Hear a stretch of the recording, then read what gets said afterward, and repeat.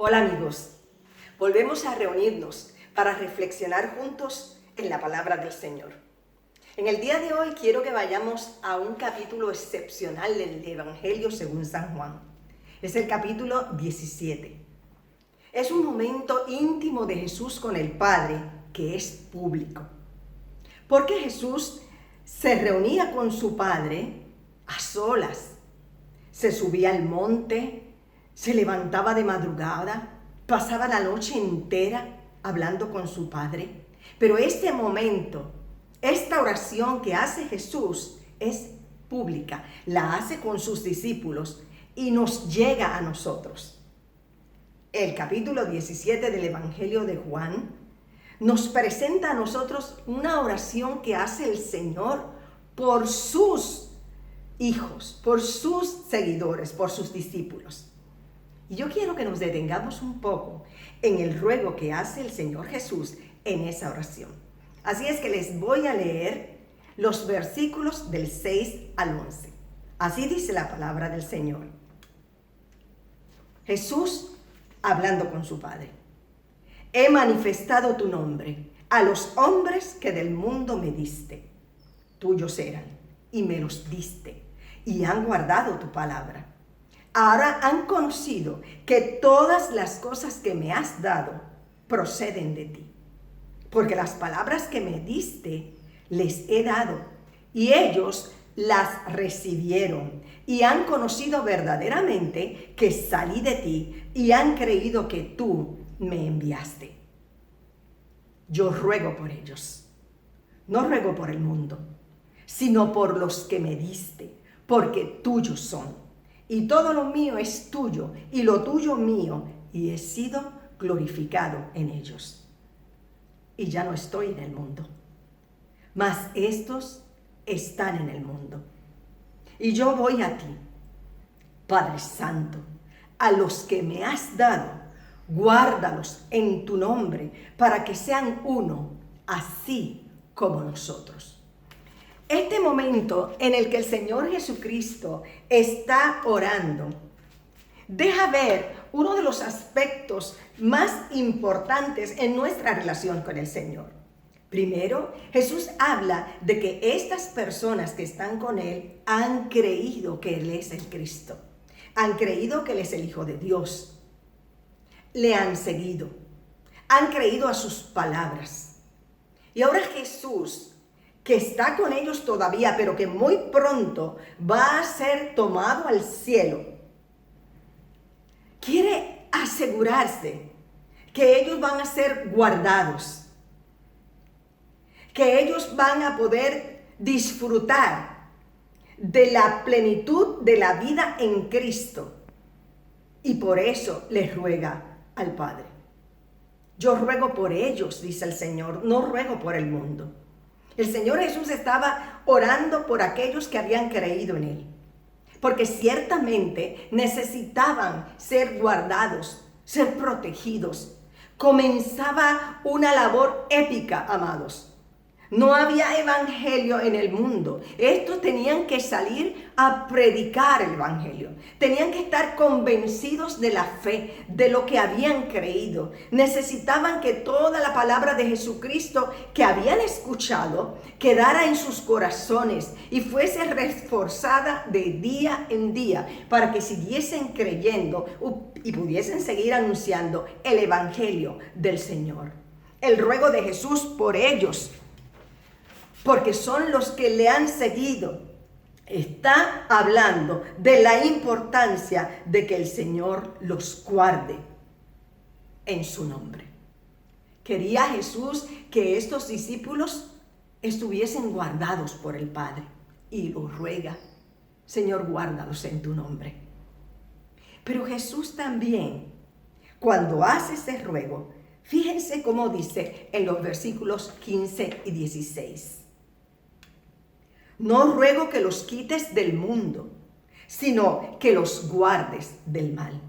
No son del mundo, como tampoco yo soy del mundo. Ahora bien, amados, lo que el Señor Jesús aquí está diciendo es que Él quiere que estos discípulos sean guardados porque están en el mundo, pero no son del mundo. Ahora, hay una gran diferencia.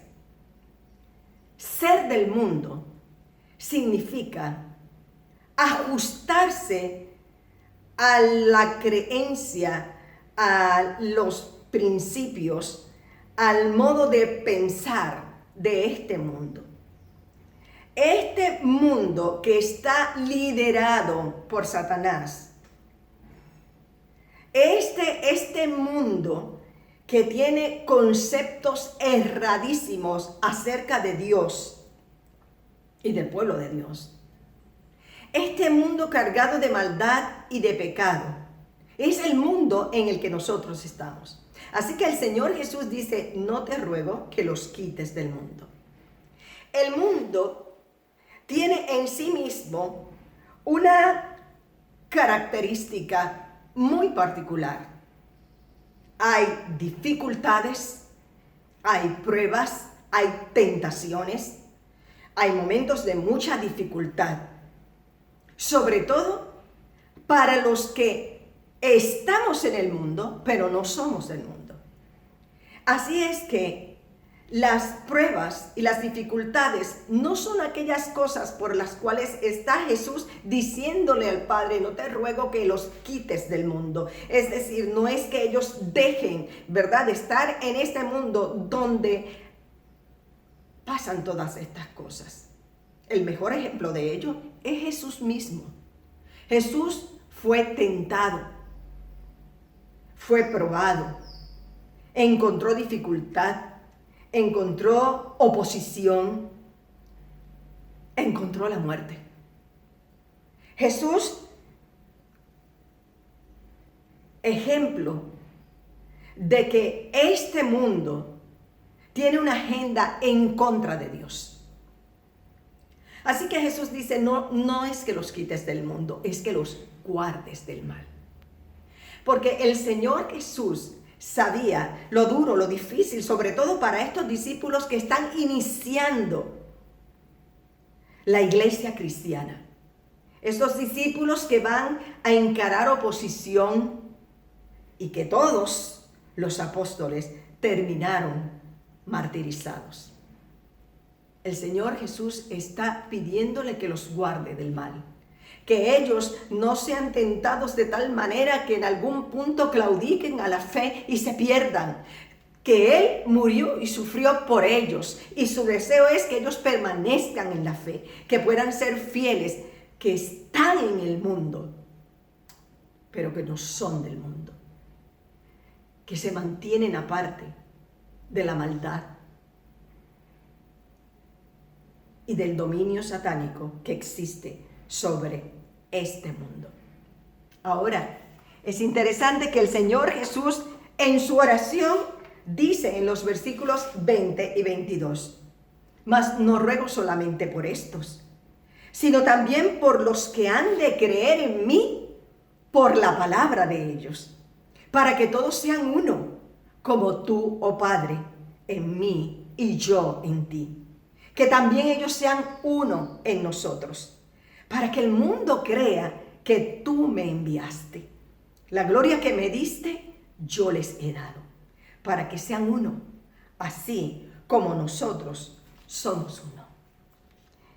Qué interesante, ¿verdad, amados? Dice Jesús,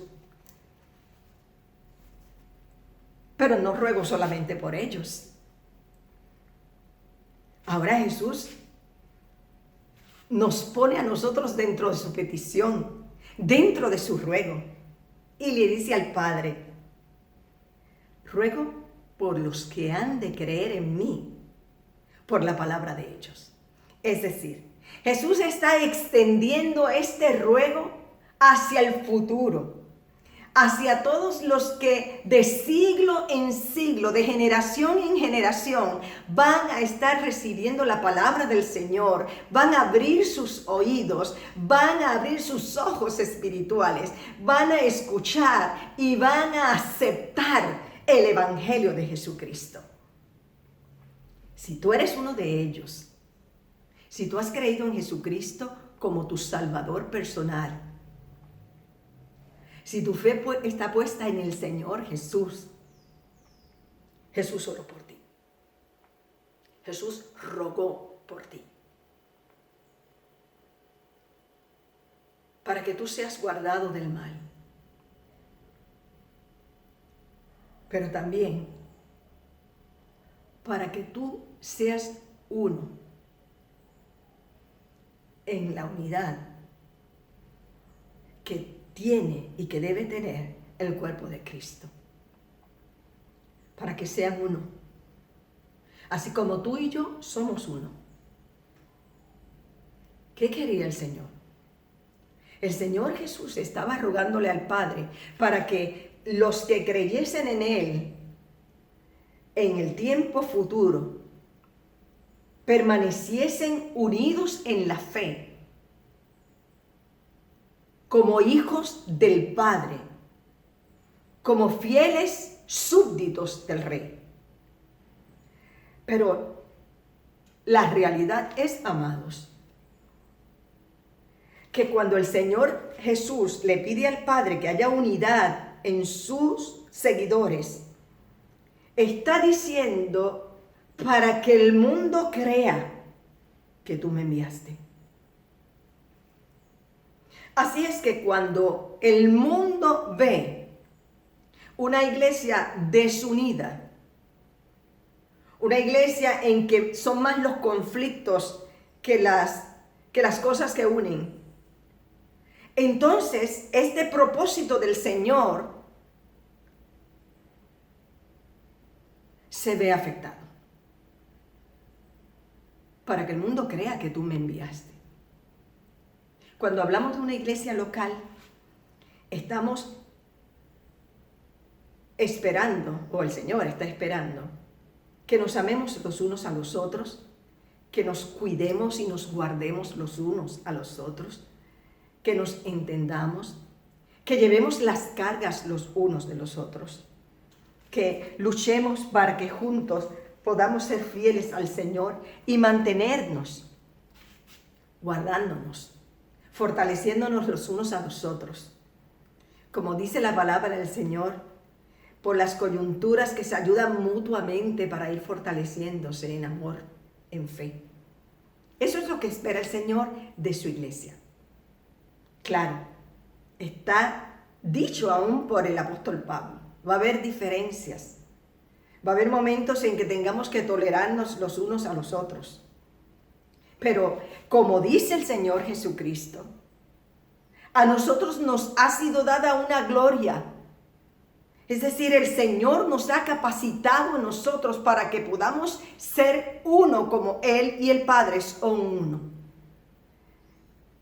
Y si eso es negativo dentro de una congregación local, el que las personas no se lleven y hayan conflictos, yo no me junto con aquel, yo no hablo con aquel, yo guardo distancia con aquel, no me gusta como piensa aquel. Cuando todas esas cosas se bullen dentro de una congregación local, imagínense también el testimonio que da la iglesia al mundo cuando entre una iglesia y otra iglesia, una denominación y otra denominación, hay fricciones, hay conflictos, hay separación.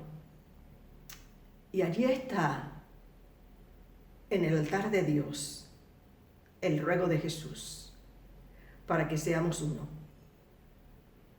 para que el mundo crea que Dios le envió. ¿Qué hacemos nosotros por la unidad de la iglesia? Yo creo que nosotros, en primer lugar, debemos convertirnos en parte del ruego de Jesús. En rogar por la unidad, empezando por nosotros. Señor, hazme saber de qué manera yo interrumpo esa unidad. Y ayúdame a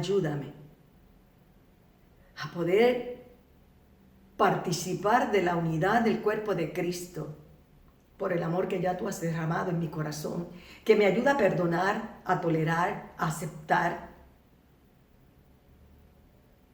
a cuidar y apoyar a mis hermanos en Cristo. Ayúdanos, Señor, para que el mundo vea